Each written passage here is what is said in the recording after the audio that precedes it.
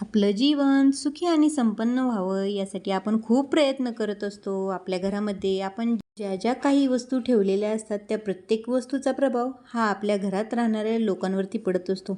काही वस्तू शुभ प्रभाव दाखवतात तर काही वस्तू अशुभ प्रभाव दाखवतात. खरं तर प्रत्येक वस्तूची एक योग्य दिशा वास्तुशास्त्रानुसार ठरलेली आहे.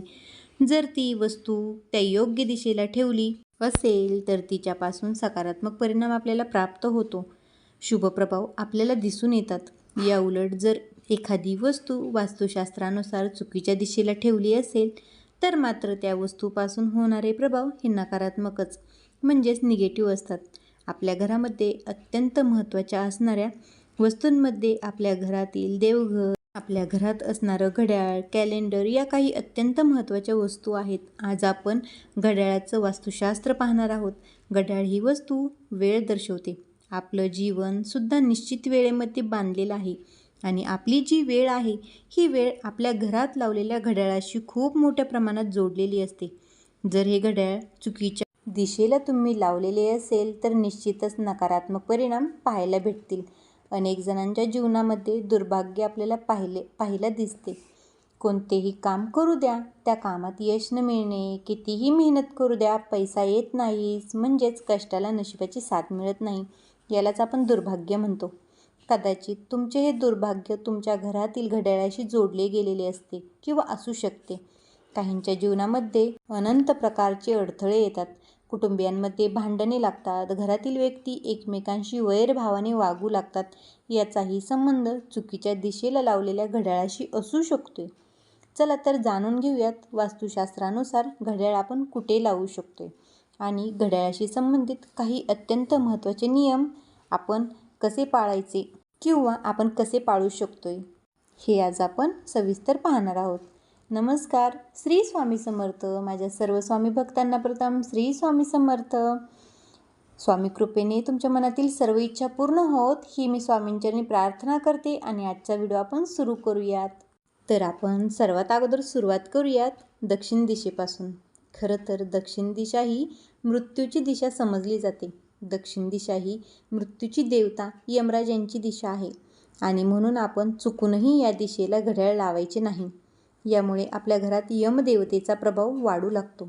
घरामध्ये आकस्मिक मृत्यूही घडून येऊ शकतात कारण ही मृत्यूची दिशा आहे.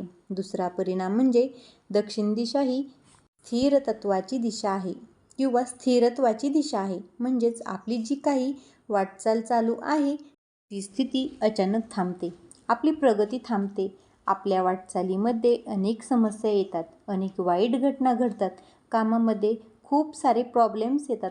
चालू काम थांबून जाते आणि मग अपयश पदरी पडत जाते. दक्षिण भिंतीवर घड्याळ लावले असेल तर आपल्या घराची प्रगती 101% थांबून जाते किंवा पैसा तर भरपूर येतोय पण त्याला भरपूर पायवाटा असतात. आलेला पैसा टिकत नाही. मुख्य म्हणजे आपल्या घरातील जो कर्ता व्यक्ती असतो, मग तो पुरुष असू दे किंवा एखादी स्त्री असू दे, तर या कर्त्या व्यक्तीसाठी दक्षिण भिंतीवर लावलेले घड्याळ हे अत्यंत हानिकारक ठरत असते. कर्त्या व्यक्तीचं आरोग्य वारंवार बिघडू लागतं किंवा तिला कोणत्याही गोष्टीचं खूप टेन्शन येऊन जातं किंवा छोट्या छोट्या गोष्टीचं ती व्यक्ती टेन्शन घेऊ लागते. म्हणून चुकूनही आपण दक्षिण दिशेला घड्याळ लावू नका. दक्षिणेप्रमाणेच दुसरी जी आहे ती म्हणजे पश्चिम दिशा. पश्चिम दिशेला सुद्धा वास्तुशास्त्रानुसार आपण आपल्या घरातील घड्याळ लावायचे नसते. पश्चिम दिशा ही सूर्यास्ताची दिशा. सूर्यास्त म्हणजे सूर्य मावळतो ती दिशा. सूर्य मावळणे म्हणजेच सूर्य बुडतो. अगदी त्याचप्रमाणे अगदी जर पश्चिम दिशेला घड्याळ लावले असेल तर त्यामुळे आपल्याला आपल्या घरात वाईट काळ सुरू होतो किंवा आपला काळ, आपली वेळसुद्धा बुडू शकते. वैवाहिक जीवनामध्ये अनेक प्रकारच्या समस्यासुद्धा उद्भवू शकतात. तर आपण पश्चिमेकडे असणाऱ्या भिंतीवरती घड्याळ लावले. पश्चिम दिशा ही काळाची दिशा म्हणून ओळखली जाते.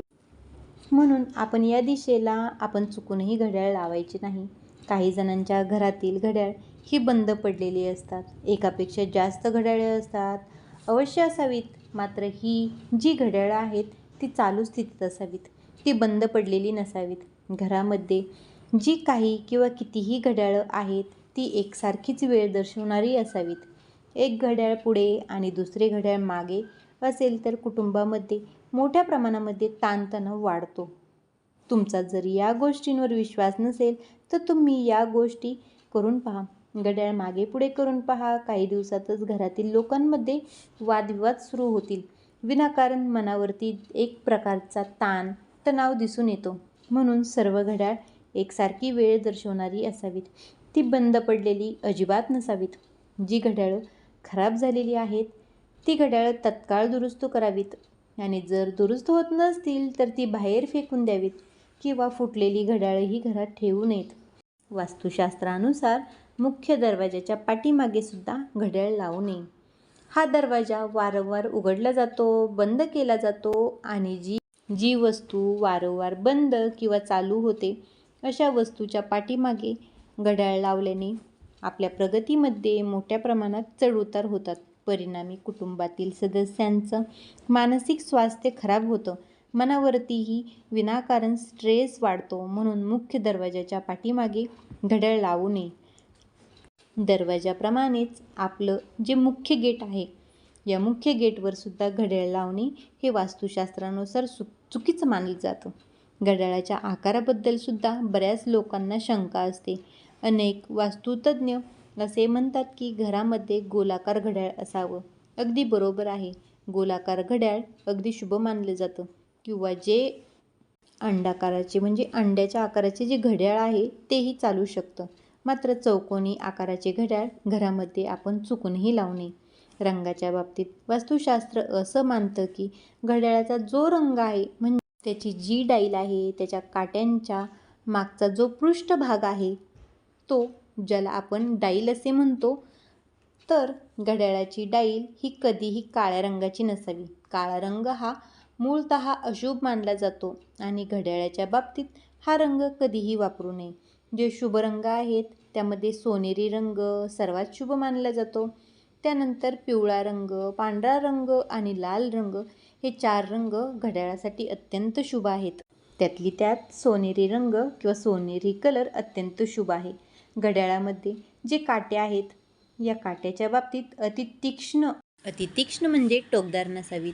ते सौम्य असतील तर अतिशय चांगलं. अनेक घड्याळांना बेल असते तर या बेलमधून कर्कश आवाज बाहेर पडता कामा नये. सुमधुर आवाज, सुंदर आवाज त्यातून बाहेर पडावा. कारण त्यातून कर्कश आवाज हा आपल्या घरातील स्वास्थ्याला बिघडवतो. आणि सर्वात महत्त्वाचा प्रश्न म्हणजे घड्याळ नक्की कुठे लावावे तर शुभ परिणाम घडून येतील. तर शुभ परिणाम घडवून आणण्यासाठी, भाग्योदय होण्यासाठी, आपलं नशीब चमकवण्यासाठी आपण आपल्या घड्याळ लावताना या 3 दिशा मी या ठिकाणी सांगणार आहे. यापैकी कोणत्याही दिशेला तुम्ही घड्याळ लावू शकताय. आपण एकदा लावलेलं घड्याळ वारंवार बदलूसुद्धा शकताय. पहिली शुभ दिशा आहे पूर्व दिशा. पूर्व दिशेचे वैशिष्ट्य असं, पूर्व दिशेला जर आपण घड्याळ लावलं, पूर्व दिशा म्हणजे पूर्व दिशेला जी भिंत आहे त्या दिशेला जर घड्याळ लावलं तर त्यामुळे वातावरण शुभदायक बनते. आपल्या घरामध्ये सर्व शुभ गोष्टी घडू लागतात आणि घरातील लोकांमध्ये प्रेमाचे, सौहार्दाचे वातावरण निर्माण होते. वैवाहिक जीवनामध्ये प्रेम वाढीस लागते आणि म्हणून पूर्व दिशा ही सुखाची दिशा मानली जाते. दुसरी जी दिशा आहे ती आहे उत्तर दिशा. ज्यांना व्यापारामध्ये, नोकरीमध्ये प्रचंड प्रगती करायची आहे, ज्यांना भरपूर धनसंपत्ती हवी आहे, त्यांनी उत्तर दिशेला घड्याळ लावावे. कारण उत्तर दिशेला लावलेले घड्याळ हे आपल्या जीवनामध्ये प्रगतीचे नवनवीन योग निर्माण करतात. त्याचबरोबर नवीन मार्ग खुले करत असतात. आपल्याला अशा अनेक संधी चालून येतील की या संधीचा आपण अचूक वापर केला पाहिजे, तर आपली प्रगती निश्चित होते. तिसरी जी दिशा आहे ती आहे ईशान्य दिशा. ईशान्य दिशा म्हणजे पूर्व आणि उत्तर यांच्या दरम्यानची, यांच्यामधली दिशा. या ईशान्य कोपऱ्यावर जर आपण घड्याळ लावलं तर आपल्या घरातील जो पैसा आहे तो निष्कारण खर्च होत नाही. कधी असं होतं की नको त्या गोष्टींवर खर्च होतो. घरामध्ये वारंवार लोक आजारी पडतात किंवा इतर अशा गोष्टी घडतात की पैशाची वाट फुटतेच किंवा पैशाला पाऊलवाटा चालून येतात. तर तुमच्या घरातील पैसा अशा प्रकारे विनाकारण बाहेर जात असेल तर तुम्ही ईशान्य दिशेला घड्याळ लावूनच पहा. पैसा घरामध्ये नक्की टिकून राहील. तर आज आपण कोणत्या दिशेला घड्याळ असावे, कोणत्या दिशेला घड्याळ लावू नये, तर ज्या 3 दिशा सांगितल्या आहेत त्यांचे फायदे पण मी सांगितलेले आहेत की कोणत्या दिशेला घड्याळ लावल्याने कोणता फायदा होतो. तर आजचा व्हिडिओ पण तुमच्या लक्षात आलेला असेल. आय होप तुम्हाला आजची माहिती पण समजली असेल. माझा व्हिडिओ जर आवडलेला असेल तर माझ्या व्हिडिओला लाईक करा. माझ्या चॅनलवरती जर नवीनच आलेला असाल तर माझ्या चॅनलला सबस्क्राईब करा. चलात मग भेटूयात अशाच नवनवीन व्हिडिओबरोबर.